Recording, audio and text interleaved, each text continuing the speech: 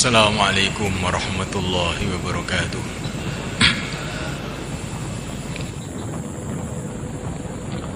Hadirin dimuliakan Allah Subhanahu wa taala.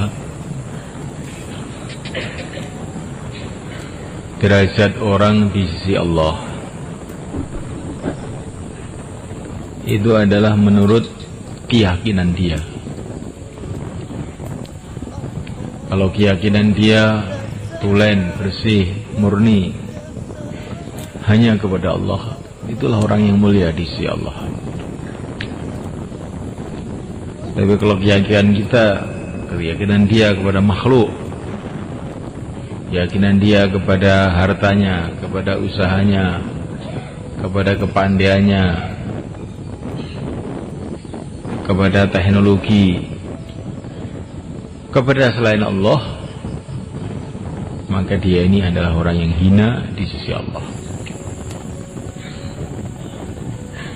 Dan sudah menjadi sunnatullah, sudah menjadi tertib Allah. Orang itu keyakinannya adalah menurut kesibukannya. Kalau orang itu sibuk dalam pertanian, maka nanti oleh Allah SWT itu akan ditampakkan manfaat-manfaat pertanian. Akhirnya dia keyakinannya itu pada pertanian. Selagi saya masih bertani, ya masih jalan. Kalau pertanian saya gagal, hancurlah saya. Begitulah juga kalau orang itu sibuk dalam perdagangan, maka Allah SWT akan menampakkan kepada dia manfaat-manfaat perdagangan, sehingga yakinnya itu kepada perdagangan.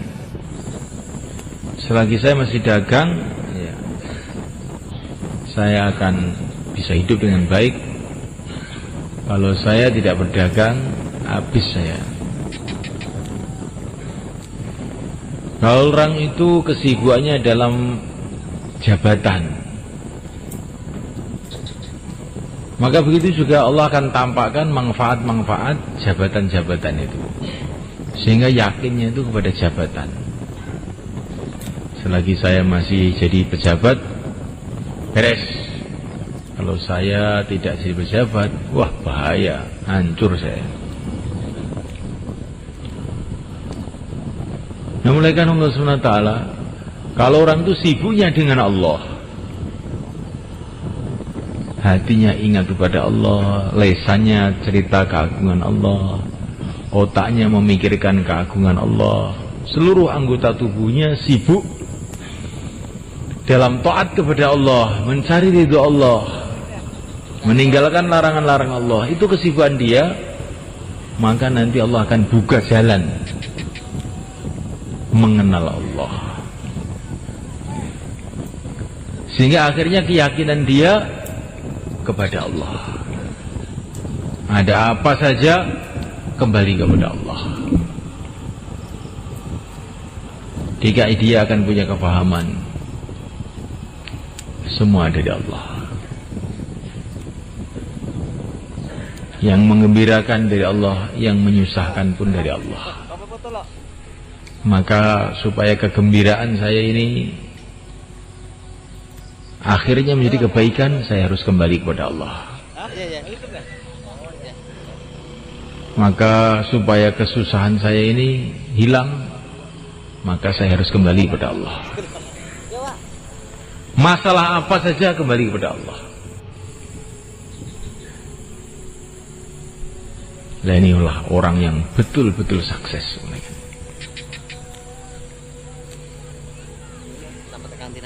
Orang yang yakinnya kepada Allah, inilah orang yang sukses.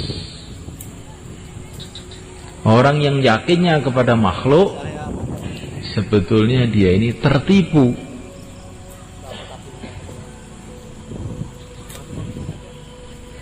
Sebetulnya dia ini dalam kesalahan dan kekeliruan. Karena semua makhluk itu hanyalah makhluk Allah, tidak bisa apa-apa kecuali dengan pertolongan Allah. La ilaha illallah. Kalau orang dikasih cerita, Allah lah yang menciptakan langit, Allah lah yang menciptakan bumi, Allah lah yang menciptakan lautan, daratan. Maka ini semua orang itu nggak bertanya lagi, memang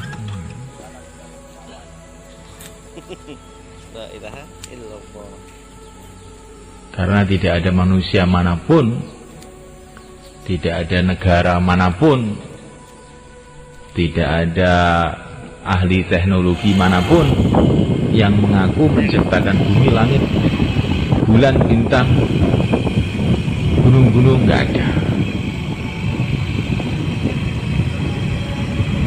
Semua orang mudah paham perkara. Tetapi subhanahu wa ta'ala, kalau orang dikasih tahu bahwa manusia ini hidupnya semua dikendalikan oleh Allah, tidak bisa berbuat apa-apa tanpa Allah, raja-raja pun tidak bisa buat apa-apa tanpa Allah, semua makhluk tidak bisa berbuat apa-apa tanpa Allah, ini kadang-kadang masih mikir-mikir, apa ya betul begitu? Maka Allah subhanahu wa ta'ala memberikan kepada kita kalimah untuk meluruskan keyakinan itu, yaitu la haula wala quwata illa billah. Tidak ada usaha, tidak ada kekuatan bagi siapa saja, manusia, jin, malaikat, siapa saja. Tidak ada usaha, tidak ada kekuatan illa billah, kecuali dengan Allah.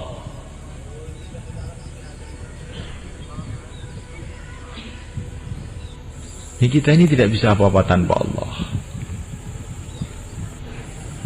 Mengedipkan mata saja tanpa Allah nggak bisa. Menggerakkan mulut kita tanpa Allah nggak bisa. Bahkan hati kita ini tidak bisa punya keinginan baik kecuali dengan pertolongan Allah. Wa ma tasyauna illa ayyasha Allah. Berkeinginan saja manusia itu nggak bisa tanpa Allah.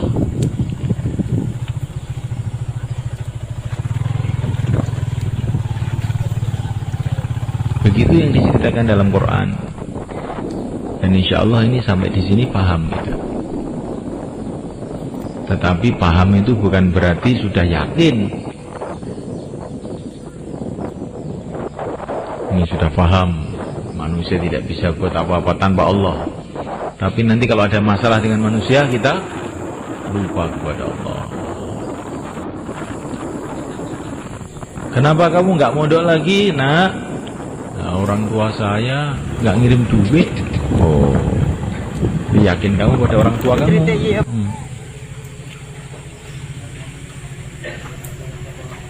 Yakin kamu pada orang tua kamu? Maka ini harus perbanyak la haula wala quwata illa billah. Nanti kalau kita keluar di mahalah-mahalah itu, kita akan mendengar orang-orang mengeluh. Sebetulnya di sini ini saya sudah usaha banyak karkun di sini, tapi karena takmir masjidnya tidak paham, Pak Lurah tidak paham, Pak Kiai pun marah, maka amalan tidak hidup. La haula wala quwata illa billah. Pak Lurah, Pak Kiai, takmir masjid, semua manusia hatinya di tangan Allah. Kembalilah kepada Allah dalam segala masalah. Kalau kita dakwah, orang-orang menentang, fa in tawallaw faqul hasbi Allah la ilaha illahu alaihi tawakkaltu wa huwa rabbul arsyil azim. Kalau orang-orang berpaling, hai Muhammad, orang-orang menentang, katakan hasbi Allah, cukup Allah. Alaihi tawakkaltu, hanya kepada Allah aku bergantung. Wa huwa rabbul arsyil azim, dialah Allah, Rabbnya arasy yang agung.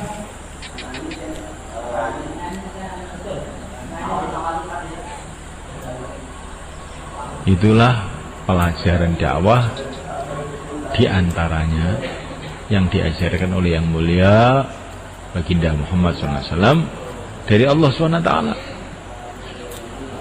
Jadi kalau kamu menghadapi tantangan, hasbiyallah la ilaha illa huwa alaihi tawakkaltu wa rabbul arsyil azim. Kalau kita dapat tantangan, orang sini sulit ini, orang sini begini, orang sini begini, karena ini, karena itu, berarti kita ini keyakinannya masih salah. Kalau kita mendapatkan tantangan, hasbiyallah la ilaha illa huwa alaihi tawakkaltu wa rabbul arsyil azim, nah, ini berarti keyakinan kita sudah lurus. Kalau orang keyakinannya lurus, bergantung kepada Allah, pasti Allah akan menolong dia. Seperti Allah SWT menolong yang mulia Nabi Agung Muhammad SAW. Baginda Nabi itu dakwah itu menghadapi masalah dari segala arah. Dari sukunya orang, yaitu orang Quraisy, dari luar, dari Persia, dari Romawi, sampai dari jin. Jin pun ikut mengganggu Rasulullah SAW. Tapi Rasulullah diajari ini, hasbiyallahu la ilaha illa huwa alaihi tawakkaltu wa huwa rabbul arsyil azim. Semua dadal semua. Masalah, beribu-ribu masalah, berjuta-juta masalah dari segala arah, masalah semua berubah jadi rahmat semuanya. Musuh-musuh jadi teman yang memang dikehendaki oleh Allah dapat hidayah. Yang tidak hancur. Yang tidak hancur.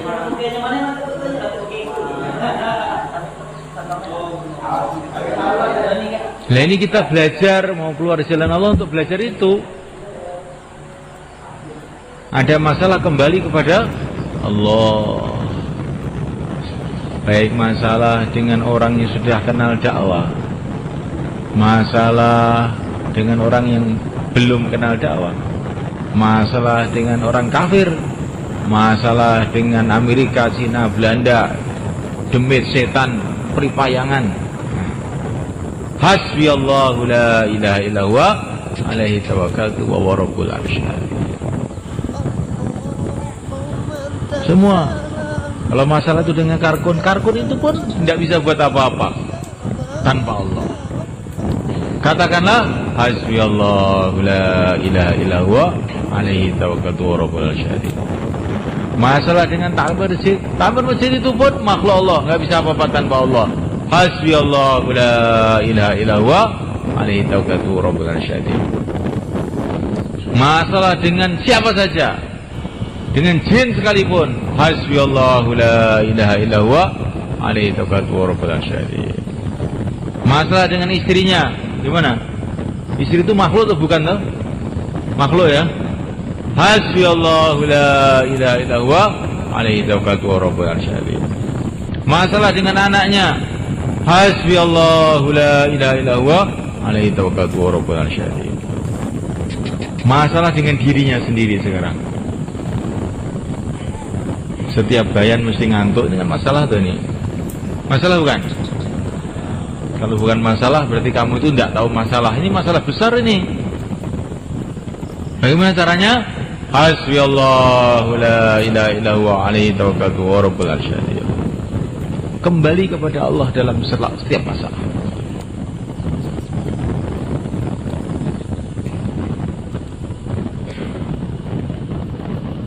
Tadi zuhur tadi ada orang laporan. Mana tadi orang? Purwodadi. Mungkin masih di sini orangnya. Masih ada nggak? Orang Purwodadi? Nggak ada. Itu saya dakwah orang-orang kampung marah. Masjid saya mau dibongkar. Loh, masalah dari mana itu? Dari orang kampung. Hasbiyallahu la ilaha illa huwa alaihi tawakkaltu wa rabbul arsyil. Masalah itu dari Allah, bukan dari orang kampung. Allah menggerakkan orang kampung untuk menguji kita. Bisa hasbi Allah atau tidak? Kalau ada Allah menggerakkan orang kampung, terus kita bisa hasbi Allah, lulus. Allah menggerakkan siapa saja untuk menguji kita. Mungkin menggerakkan anak kita, mungkin menggerakkan istri kita, mungkin menggerakkan tetangga kita, mungkin menggerakkan karkun, non karkun. Bagaimana? Hasbiyallahu la ilaha illa huwa alaihi tawakkaltu wa rabbul arsyil. Setelah itu terus sibuk dalam perbaikan amal. Allah mendatangkan masalah-masalah ini sebabnya dua. Allah mendatangkan masalah-masalah pada orang-orang suci, yaitu para nabi, untuk meningkatkan derajatnya. Kalau kepada kita tidak begitu. Allah mendatangkan masalah-masalah kepada kita untuk membersihkan dosa-dosa kita. Maka dicek, kalau ada masalah itu dicek. Pertama kali cek keyakinan. Hasbiyallahu la ilaha illa huwa alaihi tawakkaltu wa rabbul arsyil. Kemudian cek ibadah. Ini seperti ke dokter tuh gitu, dicek dulu. Ini kok sakit tuh, cek apa? Cek darah, cek kencing, cek berak. Cek apa-apa. Sekarang begitu. Amalan terus pertama kali cek iman. Yakinnya kepada Allah apa yakinnya sama makhluk? Kalau yakinnya kepada makhluk, cepat-cepat tobat. Astagfirullah, astagfirullah. Hasbiyallahu la ilaha illa huwa alaihi tawakkaltu wa rabbul arsyil. Kemudian cek ibadah, ibadahnya benar enggak? Nah, dicek ibadah. Wudunya benar enggak? Kalau wudu mestinya 1 dayung cukup, terus ngambil 5 dayung, padahal itu air umat, harus tobat. Harus tobat. Itu air umat. Wudu cukup 1 dayung, lebih dari itu kamu sudah dosa itu. Perasaan kamu ibadah padahal berbuat dosa. Cek sholatnya. Subuh terlambat apa enggak? Kalau terlambat diperbaiki. Sholatnya, rukuknya, sujudnya, kekhusyuannya, cek. Cek ibadah semuanya. Zakatnya, puasanya. Kalau yang mampu haji, hajinya, cek. Perbaiki ini semua amalan-amalan ibadah ya. Karena kalau amalan ibadah tidak kita jaga, maka itu bahaya. Akan mendatangkan musibah-musibah dalam kehidupan kita. Jaga ibadahnya sungguh-sungguh. Yang sudah kadung bolong-bolong, tidak tertib, nah kita taubat. Sekarang kita tertibkan ibadah kita. InsyaAllah mulai kan? Kemudian ketiga, cek muamalah.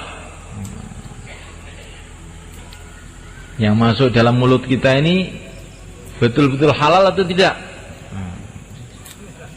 Dagangnya halal betul tidak? Orang itu pikirnya kalau dagang sudah dapat laba, bisa bikin perusahaan sukses. Tidak, belum sukses. Kalau dagangnya halal 100%, berarti itu sukses. Kalau dagangnya ada ribanya, itu tidak sukses. Walaupun kamu dapat laba banyak, tetapi kamu bermasalah dengan Allah, tidak sukses. Hasilnya tiap hari 10.000 halal, sukses. Hasilnya setiap hari 100 juta campuran riba, itu adalah gagal. Cek muamalah, bersihkan betul muamalahnya. Kalau muamalah kita ternyata ada yang tidak benar, istighfar, tobat kepada Allah SWT. Insyaallah mulai kan. Kemudian cek muasyarah. Yang ketiga, cek muasyarah. Muasyarah itu sopan santun dengan sesama manusia, sesama muslim. Bagaimana kita punya sopan santun dengan orang tua, dengan istri, dengan anak, dengan teman atau tidak? Apa kita ini sering berkata yang menyakitkan hati orang Islam? Nah, dicek. Kita muasyarahnya benar atau tidak? Masih gunjing orang atau tidak? Masih suka nipu atau tidak? Dicek ini muasyarahnya ini. Karena muasyarah yang buruk mengakibatkan datangnya musibah pada kita. Muasyarahnya dicek. Jangan ujung orang lagi, jangan bohong lagi. Kalau keluar bawa HP itu berarti bohong. Loh, kok bohong, Pak? Iya. Keluar itu katanya 4 bulan, 40 hari kamu niatkan untuk dakwah. Untuk taklim ta'alum, zikir ibadah khidmat. Kok ada HP? Bohong. Ini kita ini telah membohongi diri kita sendiri. Tidak konsekuen, tidak disiplin dengan Allah Subhanahu wa taala. Tidak disiplin dengan kerja Rasulullah SAW. Siapa punya HP angkat tangan? Tidak ada yang angkat tangan. Tidak usah angkat tangan. Tapi awas nanti kalau ada yang tit, awas nanti.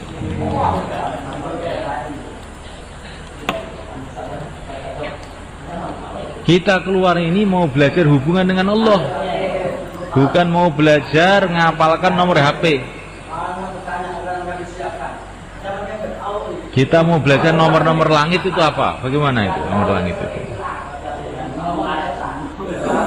Katanya Maulana Umar, nomor langit itu yang pertama, yang paling penting itu 2, 4, 3, 4. Nah, itulah sholat 5 waktu.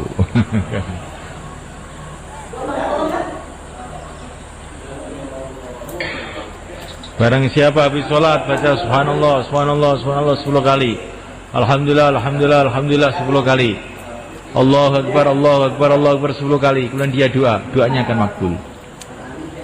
Tapi kalau perutnya haram, muasyarahnya tidak baik, bagaimana mau makbul doa kita? Cek muasyarah, insyaallah.